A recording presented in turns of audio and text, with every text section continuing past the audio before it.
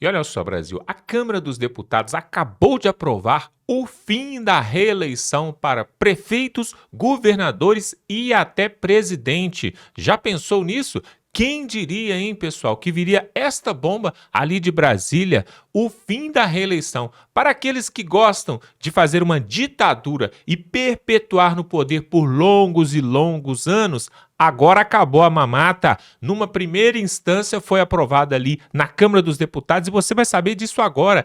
E isso é uma grande mudança no Brasil que vinham disputando há anos e anos.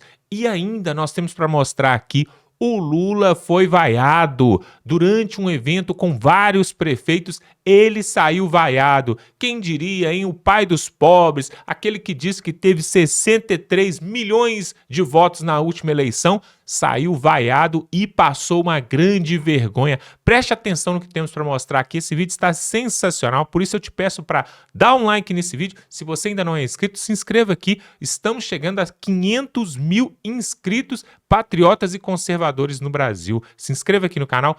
Vamos para essa matéria e olha só essa notícia. O que você acha disso? Tem que acabar com a reeleição? Tem que ter reeleição? Mas agora já bateram o martelo ali na Câmara dos Deputados. Veja essa notícia e voltamos em seguida. Comissão de Constituição e Justiça do Senado, a CCJ, aprovou há pouco o texto base da proposta de emenda à Constituição, ou seja, uma PEC que acaba com a reeleição para prefeitos, governadores e o presidente da República.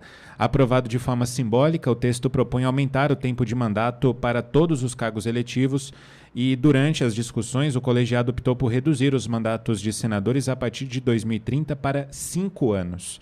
Além disso, a PEC também unifica a data das eleições municipais e gerais a partir de 2034, ou seja, as duas seriam juntas, aconteceriam no mesmo tempo. A proposta será agora enviada para votação no plenário principal do Senado, onde terá de reunir ao menos 49 votos favoráveis em 2 turnos para ser aprovada. Depois disso, começa a valer ainda depois disso, para começar a valer, ainda precisa ser aprovada, claro, pela Câmara dos Deputados. A discussão sobre o fim da reeleição ganhou corpo nos corredores do Senado ao longo da gestão de Rodrigo Pacheco à frente da casa. Essa é a informação de última hora que nós temos. Inclusive, o senador Eduardo Girão, sempre trazendo essas informações aqui para a gente, trouxe com exclusividade que a CCJ votaria esse projeto que acaba com a reeleição no Brasil, não só para cargos federais, mas municipais também. Quero ouvir Eduardo Bogo a respeito disso, dessa sinalização da CCJ do Senado. Será que pode ser aprovada no plenário, Bogo? Eu tenho minhas dúvidas se será aprovado, mas seria muito bom, viu, João? Acabar com a reeleição. A reeleição foi horrível para o Brasil. O que acontece na eleição municipal? Não só municipal, mas estadual, federal. O primeiro mandato, o chefe do executivo, ele ganha a eleição, ele trabalha, tudo que ele faz é visando a reeleição. Depois de reeleito, ele fala assim, dane-se, liga a tecla e fala que ele não vai conseguir mais ser reeleito, então ele abandona o mandato, larga e acaba sendo uma lástima o segundo mandato. Tá? Óbvio que isso aí não é uma regra, não é sempre assim, mas a experiência que eu tenho, acompanho política já há 30 anos. Estou no meu segundo mandato, né, no começo do segundo mandato, mas acompanho a política há 30 anos.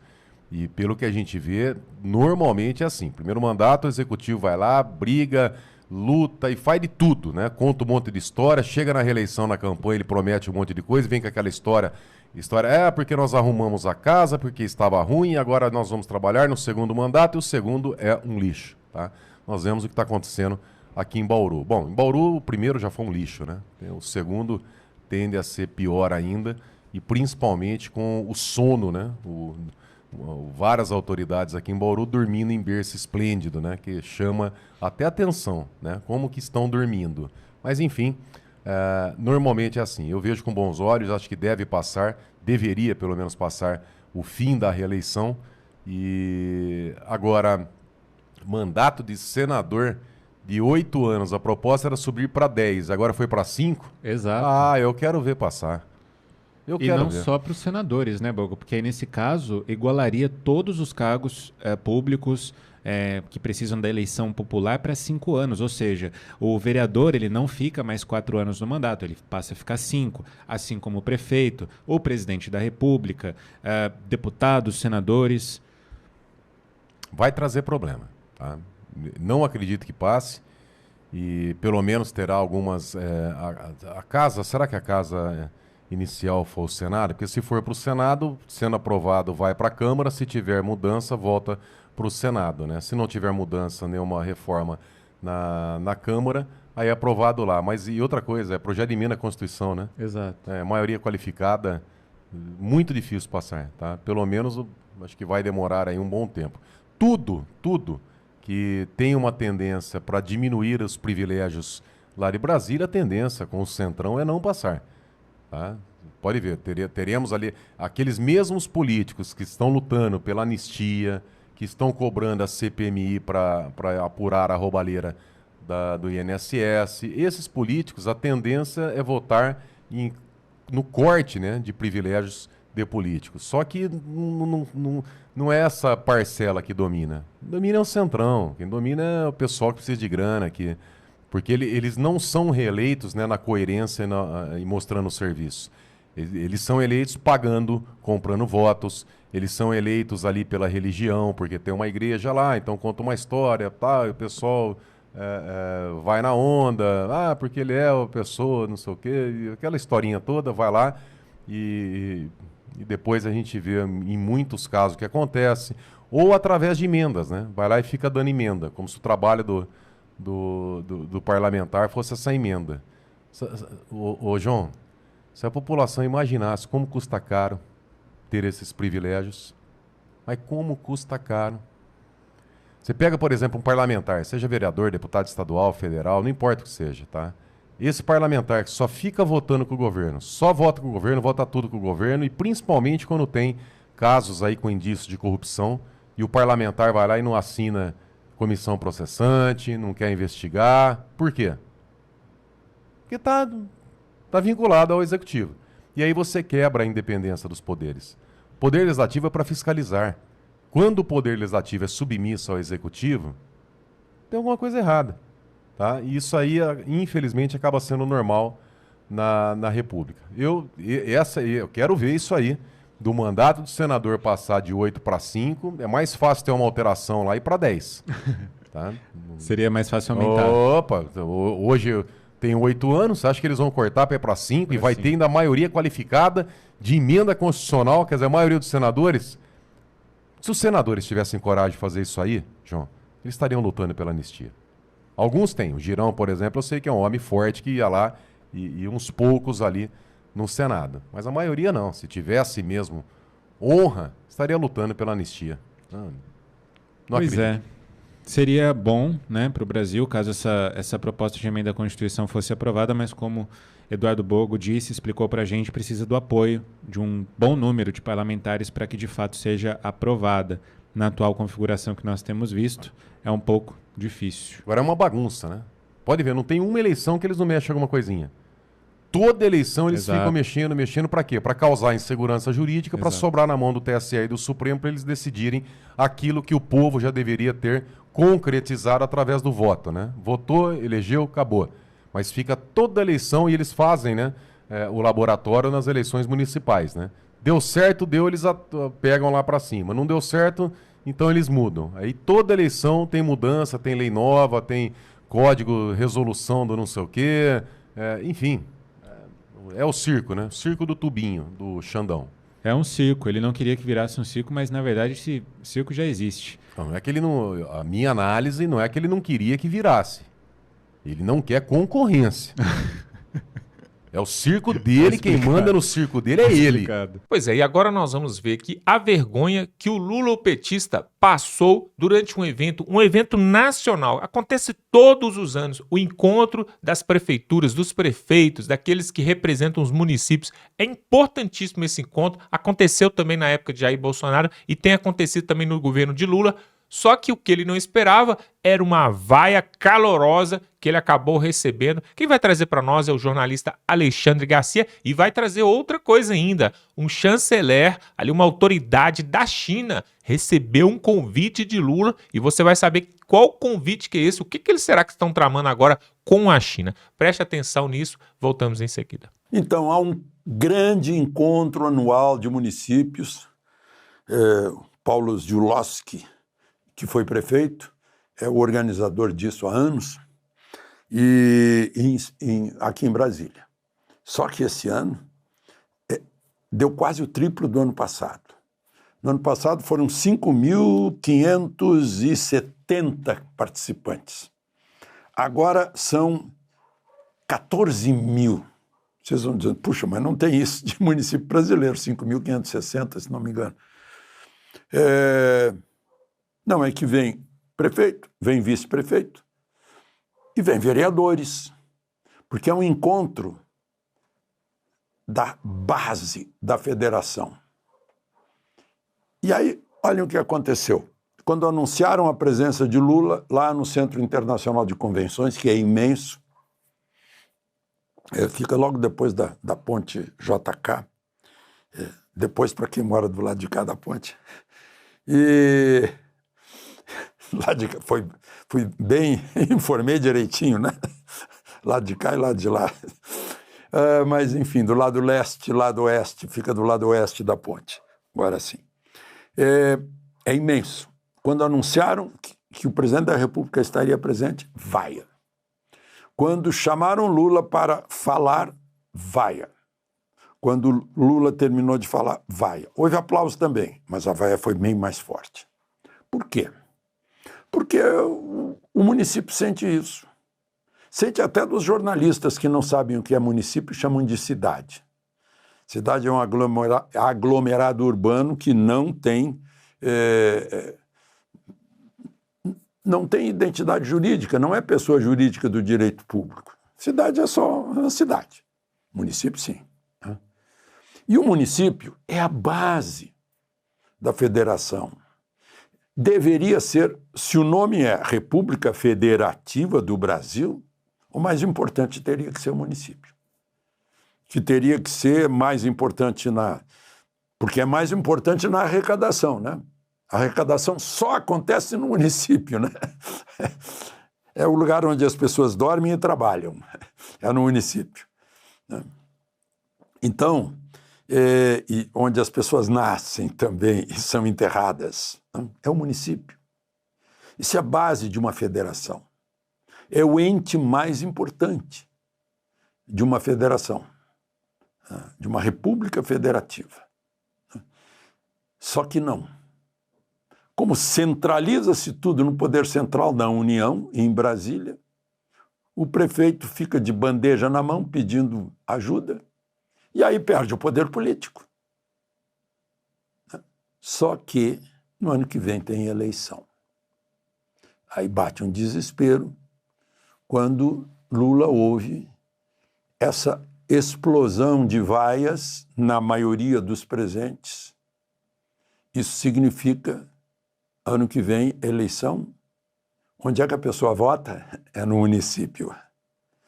E quem é a autoridade política mais importante do município é o prefeito, são os vereadores. São os que estão mais próximos do eleitor. Não estão em Brasília, nem nas capitais dos estados. Só queria fazer essa consideração, porque até o método de votar deveria ser diferente. O voto distrital solucionaria muita coisa. As pessoas realmente representariam na Assembleia Legislativa e no Congresso Nacional, né, os municípios. Porque o sujeito recebe voto no extremo oeste do estado, no extremo leste, e não representa nada e vem para Brasília. Bom, mudando de assunto. O ministro de Relações Exteriores, Mauro Vieira, que é diplomata de carreira, foi chamado ao Senado Federal, na Comissão de Relações Exteriores, para explicar por que que o Brasil foi resgatar em Lima, Peru, uma corrupta condenada, recém-condenada, que recebeu dinheiro da Odebrecht. E segundo eu li no Globo, acho que foi Malu Gaspar, foi a pedido de Lula. E aí foi um avião da Força Aérea Brasileira buscá-la. Ela tá lá em São Paulo. E ele respondeu que ela é refugiada, deram um asilo diplomático a ela, como dariam a Corina, a Maria Corina na Venezuela. É estranho, né, dizer isso. O Brasil tentou, ofereceu, o Brasil fez força para salvar a Maria Corina, a mãe dela. Ou o Brasil, quando estava com a bandeira brasileira na Embaixada Argentina, custodiando a Embaixada Argentina, responsável por aqueles que estavam lá dentro refugiados ante a ditadura do Maduro, o Brasil tirou-os de lá com o avião da Força Aérea Brasileira? Não, quem os tirou de lá foram os americanos, numa operação Entebbe sem tiro. Mas fomos buscar como é o nome? A dona Nadine Heredia. Eu acharia que ela devia se chamar Nadine de Ollanta, porque ela é a primeira-dama do ex-presidente Ollanta, que está preso. Mas aí aproveitaram para perguntar, né, por que o Brasil foi lá na Rússia comemorar com o Putin a vitória da União Soviética na Segunda Guerra. Ele respondeu que, e eu acrescentaria, né, não comemoraram a vitória dos brasileiros, feita à custa de sangue de muita gente, de 25 mil nordestinos, soldados da borracha, de mais de 1.000 em afundamentos de navios e quase 500 nos céus e terra da Itália. Aí ele respondeu, olha, estamos comemorando também a vitória do Brasil. E disse o seguinte, vou pegar as palavras dele, que comemorou com a Rússia, né, porque sem a Rússia o desfecho da Segunda Guerra não teria sido como foi. Sem a Rússia, o Hitler ganharia. A Rússia ajudou muito, abriu outra frente. Só que ela, sim, estava com material humano, com soldados russos e dos integrantes da União Soviética. Mas o material ia pelo Mar do Norte, né? Material americano, para garantir. Também. Não foi a Rússia sozinha, a Rússia foi apoiada pelo aliado americano. Bom, mas aí outra coisa, acho que ele faltou aula de história no Instituto Rio Branco, porque ele disse o seguinte, foi uma vitória com a participação do Brasil na Itália, inclusive liderando forças americanas. O Brasil recebeu um uniforme americano, integrado ao 5º Exército Americano, do general Mark Clark. Aqui tá aqui na blusa, na japona, na gandola, 5º Exército, e atuou num fronte ali na linha gótica, subordinado ao 8º Exército britânico. E o primeiro grupo de caça brasileiro, Centapu, heróico, os maiores veteranos, ficaram vinculados ao 350º grupo de combate da Força Aérea Americana. Então o Brasil não liderou os aliados. O Brasil teve autonomia, combateu brilhantemente, deu exemplo de como se toma uma cidade, como disse o general Krittenberger, né? Aprisionou uma divisão inteira, quase o número total de brasileiros lá na Itália na guerra. Eram 25 mil brasileiros que aprisionaram 20 mil alemães. E foi porque os brasileiros cercaram a divisão do general Fretter Pico, né? E acabou a munição dele, ele se entregou.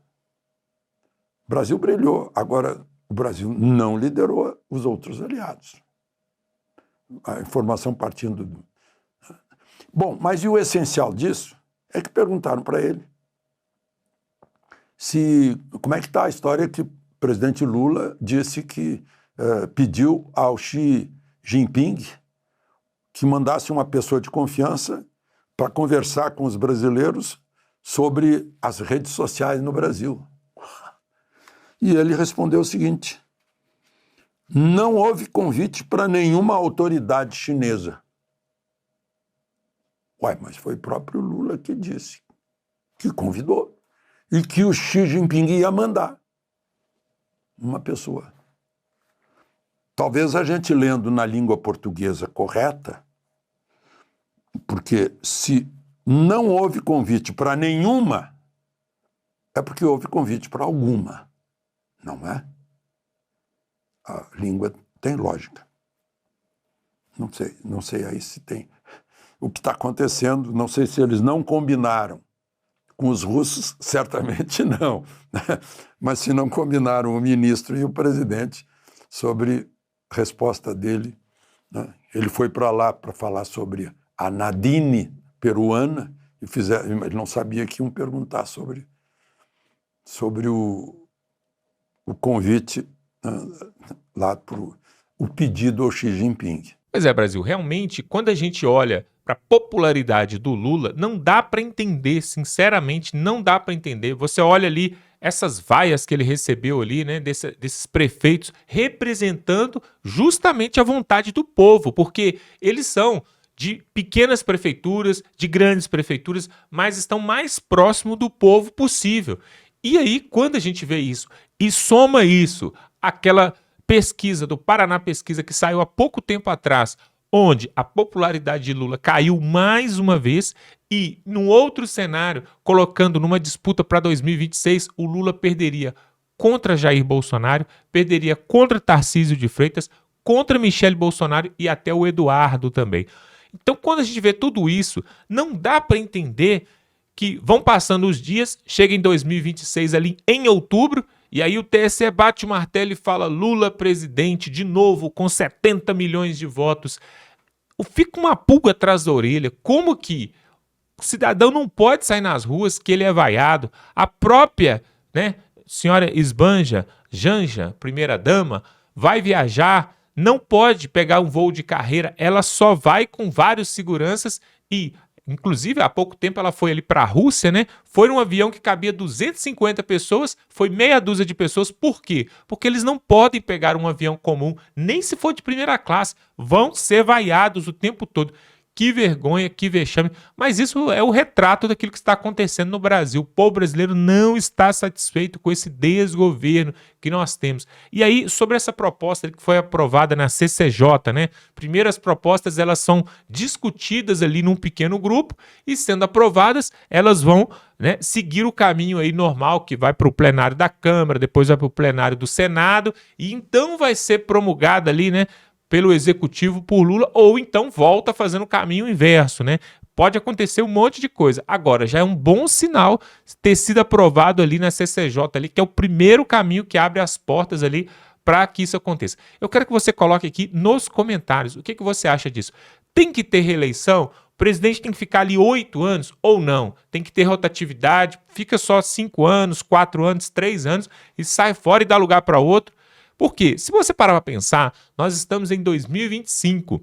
Desde 2003 que o PT governa esse país. Com um pequeno momento ali, onde Jair Bolsonaro pôde entrar, mas não pôde trabalhar direito, porque teve a pandemia, a Globo ficou batendo de manhã, de tarde, de noite, e depois ainda o STF ali com o Moraes, perseguindo e fritando ali, né? Não deixava o homem nem colocar o chefe da PF, mudar o chefe do Banco Central, não deixava fazer nada. Então, ou seja, trocando em miúdos, quem governa esse país há mais de 20 anos é o PT, ponto. E se, governando o Brasil há mais de 20 anos, o Brasil está desse jeito que está, segurança pública muito ruim, educação péssima, o salário está só desvalorizando, a nossa moeda desvalorizando frente ao dólar. E, além de tudo isso, essa roubalheira aí com INSS, um rombo bilionário também nos Correios. Diante de tudo isso, não já era para o PT estar longe daqui, talvez em Cuba, na Venezuela, na Coreia do Norte, e deixar outros partidos talvez terem a chance? Não falo nem o próprio Jair Bolsonaro e o PL, não estou falando nem só dele, não. Estou falando de outros partidos, talvez do Centrão, né? Talvez outro partido novo ali do João Amoedo, por exemplo. Tem também o PSD ali também do Kassab. Tem vários outros partidos aí que pode estar assumindo aí e pode estar fazendo algo diferente. O que não dá, sinceramente, é ficarmos mais 20 anos com o PT, pessoal. Aí sinceramente, é muita burrice, é falta de neurônio na cabeça. O país está desse jeito há 20 anos e o povo ainda continua votando. Aí é por isso, né? É por isso que surgem umas dúvidas. Surgem umas dúvidas sobre a escolha do presidente quando acontece o pleito. Só podemos falar só até aqui. E aí, pessoal, essa proposta que foi aprovada ali em primeira instância ali na CCJ, é uma primeira reunião, tudo bem, mas já é um bom sinal. Quero que você coloque aqui nos comentários também sobre ministros do STF. Será que teria que ter também um processo eletivo, eleições ali, para poder colocar ministros ali no Supremo? E outra coisa, esses ministros do Supremo, além de serem colocados ali por voto, eles teriam que ter um mandato talvez de 8 anos, talvez de 5 anos, ou tem que ser o resto da vida e tem que continuar sendo escolhido pelo presidente? O que você acha? Porque, sinceramente, aí fica fácil de você formar uma ditadura, né? O presidente, né, que está há mais de 20 anos no poder, vai colocando ministros ao seu bel prazer, esses ministros protegem ele, e aí vai ficando um círculo virtuoso. E é isso que acontece no Brasil. Então, na minha opinião, deveria ter também eleição para ministros do STF e com cargo de no máximo 8 anos. Terminou 8 anos, sai fora e não pode voltar, não. Não tem reeleição, não. Saiu, dá lugar para outro. E aí vai tendo uma rotatividade. E aí eu acredito que dessa forma, a vontade do povo brasileiro, que deveria ser a vontade soberana no país, dessa forma vai ser feita, tá bom? Quero te convidar para se inscrever aqui no canal para chegarmos a 500 mil inscritos, 500 mil conservadores no Brasil. Também dá um like nesse vídeo. Não se esqueça, pessoal, sempre nós pedimos isso aqui para você pegar o link desse vídeo, mandar no grupo do WhatsApp, no grupo da família, para nos ajudar a divulgar essa matéria para mais pessoas, para que o Brasil possa acordar de uma vez por todas. Vamos ficando por aqui e até a próxima.